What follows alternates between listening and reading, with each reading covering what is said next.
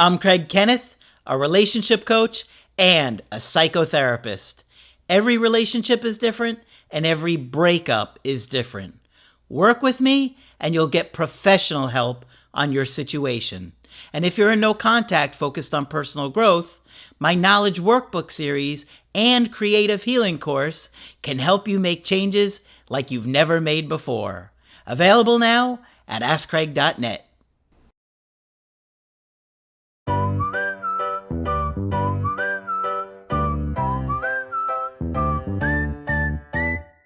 Hi there, I'm Coach Kenneth. And I'm Coach Victoria. And in this video, we're going to be talking to you about why avoidants fear the ones that they love. This is going to be an interesting topic. Yeah, I think this is a really important topic for you guys to understand. There's a lot of information out there now about avoidant attachment style. Please be careful where you're getting it from. You want to get it from professionals, not AI that is mimicking professionals. Exactly. Actual professionals that actually care about this stuff and helping you guys. Right. There's a lot of misinformation, and there can be a lot of just avoidant slander out there in general. So this video is not to justify anyone's behavior. It's not to let anybody go off scot-free, but it's to add context. It's to better understand the behavior and to understand the roots of it. It's very helpful when you understand the person that you love. So the closer that you are to someone, the more vulnerable you are. And that's whether you're anxious, avoidant, secure, disorganized. The closer you are to someone, the more leverage they have to hurt you potentially, right? Love is going to be a risk. And so for somebody who's more avoidantly attached, they've learned early on that the one person they can count on truly is themselves. And that's, very difficult if you're a child. Imagine being a child depending on a child, which is you. Yeah, and to get to that place, it would be consistently having your needs neglected or told, I don't care, or deal with it. Right. So eventually you wind up becoming more self-sufficient. And that's a really difficult place for a child to be at. Yeah. When they don't have those resources or tools to be able to truly take care of themselves. It's not where they're supposed to be. That's not the ideal situation. Right. Yeah. So growing up, they can already have this distrust of others. Others aren't going to be able to take care of me as I need. They're not going to be able to meet my needs. They get this understanding that others could betray them, abandon them, hurt them. And so this makes it a lot more difficult. And some people have grown up to where their vulnerability has actually been used as ammunition against them. They've maybe shared their feelings or cried, as children do, as people do, with their family, and that's later been used to hurt them. Oh, but you're such a crybaby. Oh, you're just going to be so sensitive about this and about that. So they develop this almost hard shell exterior to cope with that. Yeah. And that can cause them to be fearful of relationships. That can cause them to be fearful of getting close to people because of that happening again. And you got to be really careful about not using things against them. Sometimes people are vulnerable, they share something that's bothering them, and then you throw it back in their face. You lose emotional self-control, you get angry at them in the moment, you maybe are trying to push them to do something that you want them to do, and then you wind up throwing these vulnerabilities in their face, and then they're going to feel more scared to open up to you again. They're going to be thinking, why am I going to open up again? Last time I did it, you got mad at me and you threw it back in my face. So you got to be very careful about how you treat your partners. So as Victoria was saying, you become so self-sufficient that you only really trust yourself. And you'll hear avoidants say this. I can only count on me. I can only count on me. And the thing is that I've seen this over the years is that you may be doing 8 out of 10 things that they want. But when you don't do those other 2 things, they get mad and say, see, this is why I can only count on me. Yeah. And you're like, wait, what? I do all these other things and you're focusing on the few things that I don't do. And it can be very frustrating.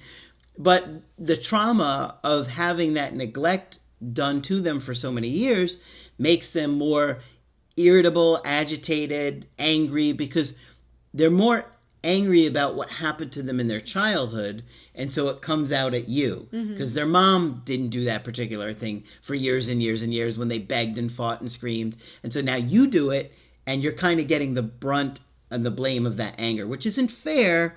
But if you want to understand somebody that's going through these issues, this is something to keep in mind. Right, and you've heard that phrase, if you want something done right, always go to Coach Craig?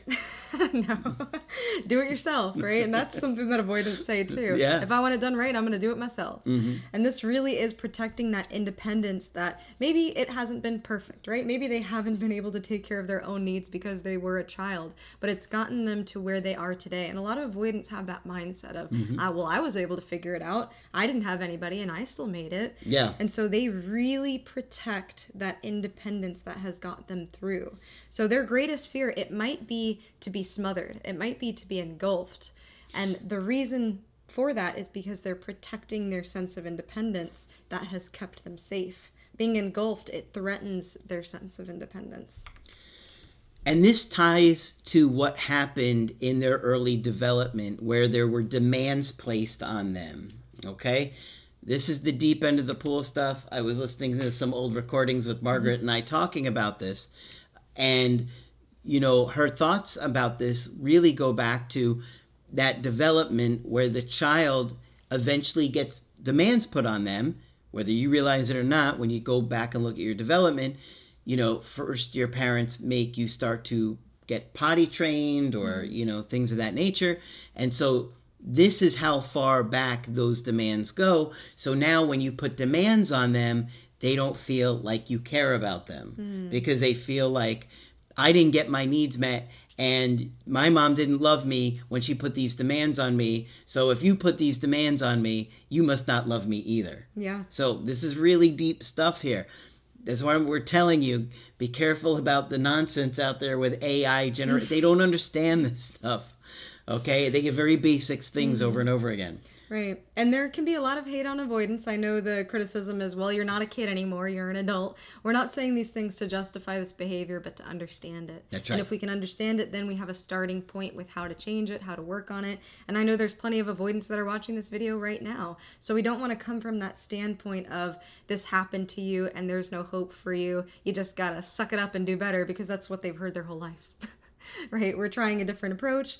We are thinking about how this all has started and kind of reverse engineering it to say, okay, well, what are the things we can do to become more securely attached as an adult? We know that this is the pattern and this helps us understand it. That's truly the way to empower yourself is to understand. Okay? And you can have empathy and compassion. It doesn't mean you have to accept bad behavior, but to understand somebody, it's going to feel different if you love somebody and you really care about them to understand what they're going through and why they are the way they are. Right. You don't wind up avoidant because life was good. Okay? It just doesn't work like that. Yeah. Another reason why avoidants fear those that they love most is because they fear committing, they fear being obligated to someone else, and it all goes back to, well, what if I get hurt? What if I get betrayed? What if I sacrifice myself for this relationship? What if I make compromises that are uncomfortable or that I don't like, and then I end up losing myself? That is the ultimate fear. Losing myself, losing that independence, losing that ability to take care of myself. So that's really what it boils down to. And connect that with their caregivers. Think in terms of what that would be like to give up your independence to somebody that you can't depend upon yourself, right? Somebody that you're trying to depend upon when you're kind of helpless and they're not there for you. Imagine just that feeling of, like, why would I want to be dependent on anybody? Yeah. And if you think about it, the avoidant attachment style, it's just the anxious attachment style with added steps, right? The person who's more anxious, severe. Person who's anxious, they tend to protest, they tend to fight and want to seek that love, that attention, that care. Somebody who's more avoidant, they get to the point where they stop caring. Yeah. They get to the point where they give up. It's like the person that's been on a deserted island for like 3 weeks and they're like, help is going to come. They're going to look for us. And if they've been there for 3 years, they're like, no, they're never coming. Yeah, we better start eating these coconuts. Yeah, we gotta work on this hut. We've got to fix this hut. Right. So I think this narrative of, I know that there's a lot of avoidance slander, this narrative that one is better than the other. And, some people have to just get it together. Mm-hmm. I don't think it's taking in the nuance of where this is all coming from and how important that is. Yeah, we're talking about abuse and neglect of an infant, of a baby, of a 2-year-old, of a 3-year-old. This is where it stems from, okay?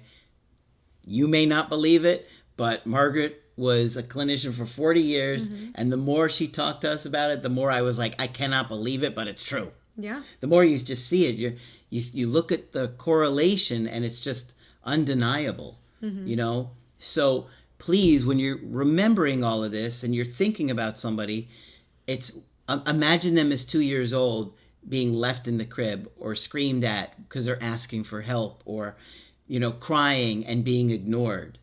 That's where this comes from. Right.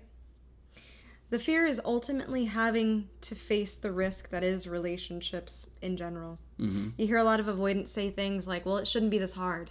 We shouldn't be fighting so much. Yes. It shouldn't be so much conflict. Mm-hmm. It shouldn't be so difficult. Or they might, say, well, relationships should just be easy. I feel like I'm struggling too much. And now if there's constant arguing, it's a day in, day out, then that's one conversation. But a lot of times you'll see avoidants have a very low threshold, a very low tolerance for any kind of conflict. They'll also be conflict avoidant. Mm-hmm. That's what makes this tough. And this is because the avoidant, they still want love. They still want that attachment and connection. But their idea of it has been so distorted from their experience with it. Mm-hmm. They have this almost dreamlike idea of what a relationship should be, this fantasy of this person will meet all my needs. And if I'm going to trust somebody, then it has to be perfect or else it's too much of a risk because I know what it's like to be betrayed and hurt. And that sucks. I don't want that again. And that has to do with their neglect. The less of your needs that are met, the more you're going to fantasize about. Just imagine this perfect person coming along and knowing everything that you need and giving it to you without reciprocation. Think about an infant and a child and an infant and a parent relationship. Think about that dynamic where it's about one person is completely getting and one person is completely giving. And when you're developmentally stuck in that place, that's what you're longing for. It's like you're wishing, it's like you're trying to have that fulfillment that you never got, that you were supposed to get. Mm-hmm. So now you want your mom and dad to magically meet all your needs without giving anything back, okay? So this is the struggle that they have, and that's why they fantasize about the one. Right. The one that will never make them feel threatened. But that's not an adult, healthy relationship. Mm-hmm. That is like a trauma that you're trying to get fixed. It's not what you're supposed to get from a partner. A partner is supposed to be mutual love and both people giving and both people stepping up to meet the other's needs. Right. And this whole idea that the avoidant has that a relationship should be perfect and it shouldn't be this hard can be really triggering for those who are more anxiously attached. Mm-hmm. Right? What do you mean you don't want to fight for this?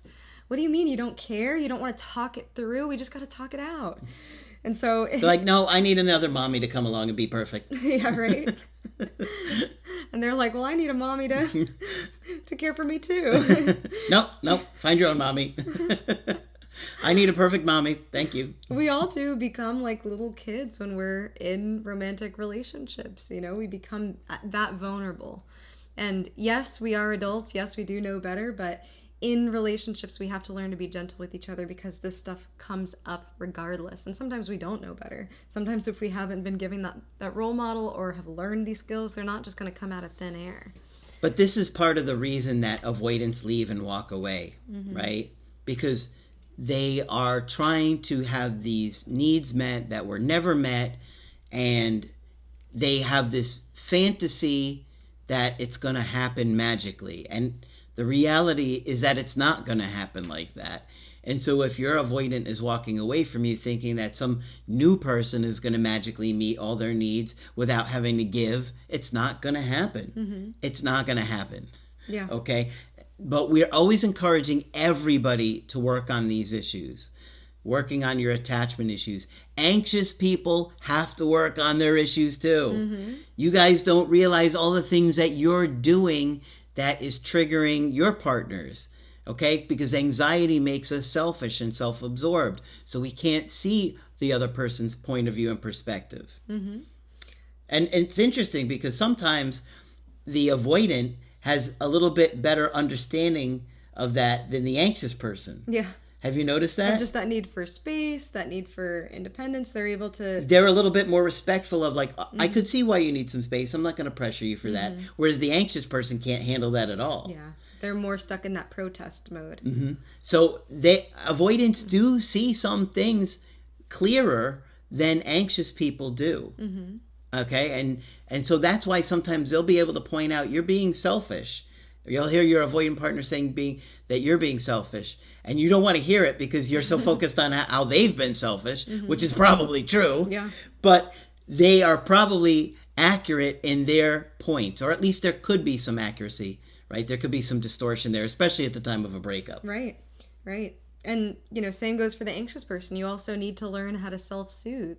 Granted, in a different way. The person who's more avoidant needs to learn how to be able to be interdependent, to depend on their partner, to be able to trust and take that risk. And the person who's more anxious could learn some lessons from the avoidant to be able to self-soothe, be a little bit more independent. Love is going to take bravery no matter what side you're on. Whether you're anxious, avoidant, no matter what. It's going to take bravery. It's always going to be a risk. You're vulnerable, you're susceptible to being hurt, betrayed, when we're talking about human emotions and putting that in the hands of another human being who's capable of flaws and errors and all of those things. And not for nothing, nobody lives forever. Yeah. So people can get sick, people could die. So there are other ways to lose somebody even if they are secure. Yeah. So, Margaret used to say, anytime you're falling in love, you're risking heartbreak. And that is true. The more you work on yourself and the more confident that you get within yourself, the more that you're going to be able to handle if somebody leaves you or abandons you or something happens to them. Right. And confidence for a lot of avoidance looks like not getting hurt. How can I position myself to reduce this risk as much as possible? Which for a lot of people can mean isolation, can mean superficial relationships, can mean not ever letting somebody get close enough. But that real secure confidence is I can allow somebody to get to know me, to get to see me, and if this all goes to shreds, I will still be okay because there is something deeper in me that is able to recuperate and recover and be resilient. So it's different from I'm not going to let anybody in so that nobody can hurt me. And I am independent, kind of like this facade of independence, but it's this true, I'm able to take care of myself. I have other supports that I can rely on. So that's really what we encourage you to do. If you are more avoidant and watching this video and thinking about, why am I so afraid of relationships? Why am I afraid to commit? Why am I afraid to keep these things going? And as we mentioned earlier, if you're dating somebody that's avoidant, it doesn't mean that we're making excuses by saying they're avoidant. We're not saying that they get excused for their behavior or that you should tolerate their behavior, or if they keep abandoning you that you should tolerate it, okay? We're not making excuses for it. We're trying to provide some insight so you can understand somebody better and make wiser decisions for yourself, whether or not that is somebody that you want to stay with or not be with, knowing the issues that they have and that are likely to come, and that if they don't work on those things, that they're probably going to keep doing them. So you can make more informed decisions for yourself. Right. And the context is important. And so I feel like that's really empowering when you have some education to inform yourself. Exactly. Hopefully you found this one helpful. Of course, if you want to get our help personally, you can do that on my website, askcraig.net. I do email coaching and I do Zoom calls. Coach Victoria is also available for Zoom calls. I'm here whenever you'd like to chat. Just click on her name on the top of the website to schedule with her. But that's it for this video. I'm Coach Craig Kenneth. And I'm Coach Victoria. And we will talk with you soon.